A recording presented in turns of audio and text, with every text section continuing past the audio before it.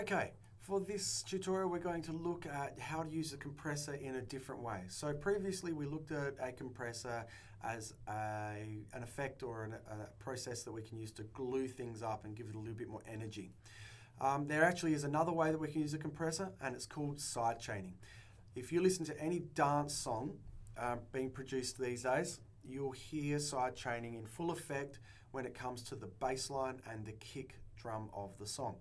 So essentially, we talked about it when we looked at EQ. When we have our frequency spectrum, we've got all of our low frequencies all down the bottom end of our frequency spectrum.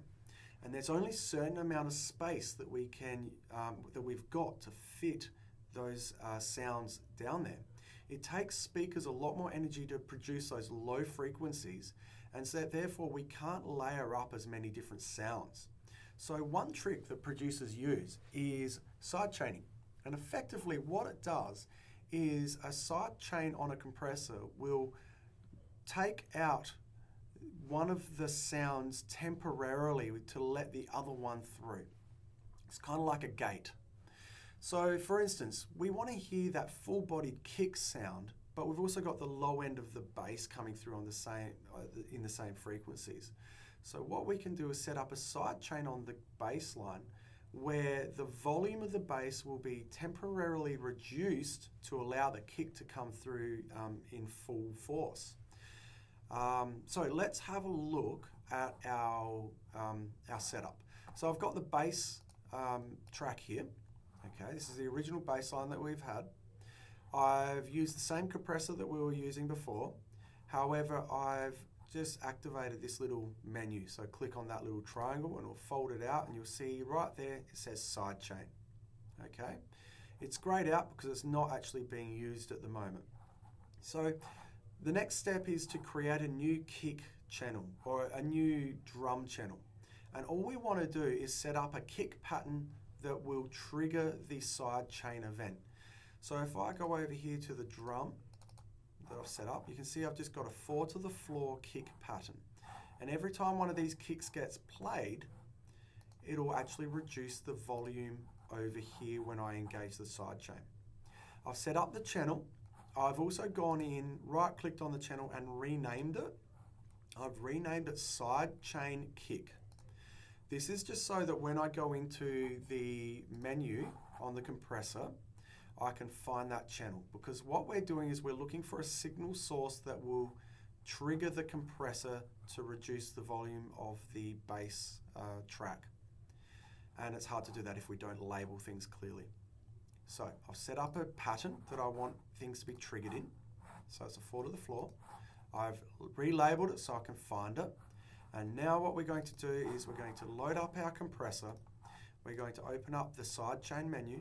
I'm going to engage the side chain, and then I'm going to find the audio that I'm triggering the side chain effect from. So if I go to this menu, it's got all the different channels that I can choose and more. What I'm looking for is the side chain kick. Remember how important it is to label things? Well, that's why I've labeled it, okay? So once I've selected that, now what you'll find is when you hear the kick, watch this needle. You'll see it slam up to 20 dB, okay? And what that is basically doing is it's engaging the compressor, and you'll hear the bass channel drop out of the way. I've got the attack of the compressor up really quick, as fast as it'll go, and I've also looked at the best release range. So we want the compressor to release the bass sound slightly after the kick drum has been activated. So you want a moderate to reasonably quick release on it. And I've actually cranked the ratio up just so you can hear it. It's really obvious. Okay, so let's have a listen to it without the compressor first. So you'll still see this needle move. What's happening is the signal from the bass line is actually activating the compressor to make it sort of act more like a glue and give it a bit more energy, okay? When I engage the side chain, all of a sudden you'll see this needle moving up and getting slammed by the kick signal over here. All right, so let's have a listen to it without the side chain to start with. All right, You can see it's moving up every time the bass signal comes through. All right. Now what I'm going to do is I'm going to engage the side channel or side chain, and you'll see the parameter start being affected in a different way. Okay, now you can hear the kick drum, and notice that the needle is being slammed up to 20 dB every time the kick is being played. You can hear the actual bass is dropping out, but maybe it's not so obvious. If I mute the kick, now you can hear it. You can hear that sort of sucking sound on the first part of the bass line when the needle is up high. So I'll just stop talking and I'll let you listen to it.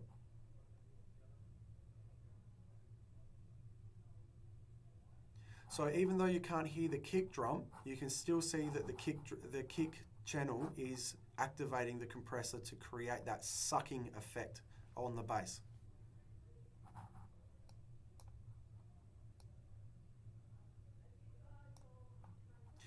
Okay, here's maybe without the sidechain on, and with the sidechain. All right, now we don't want to hear the sidechain channel. That is a muted channel that we really don't want to hear. We should have our other drums being played on another channel. This is simply a signal source to trigger this side chaining effect that we might use on different instruments. So I'm going to engage the drums now.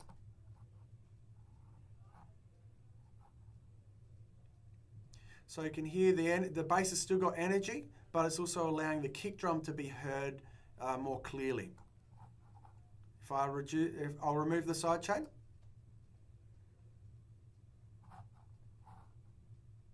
And with it. All right. Now, how else might this sound? So let's apply the same thing to the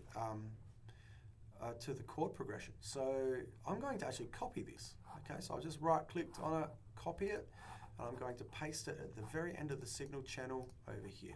I'm going to do that for both channels. So it is possible to take other effects from different tracks and copy it over, just like in Word, we might copy and paste some text. Okay, now let's listen to we'll remove the bass line for now, and we'll just listen to the chord progression. So remove the drums and the bass. Sorry about the volume. And let's add the kick drum. So on the chord progression, you could hear that kind of sucking sound. The volume was low at the start every time the kick engaged, and then it got released. So let's have a listen to it with the bass line and the drum beat.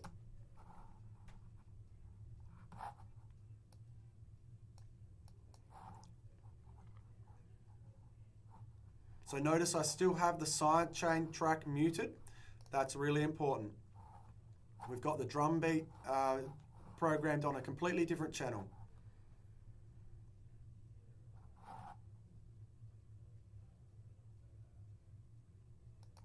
All right, so that was the last little bit of a tip for you to improve your production values on your track.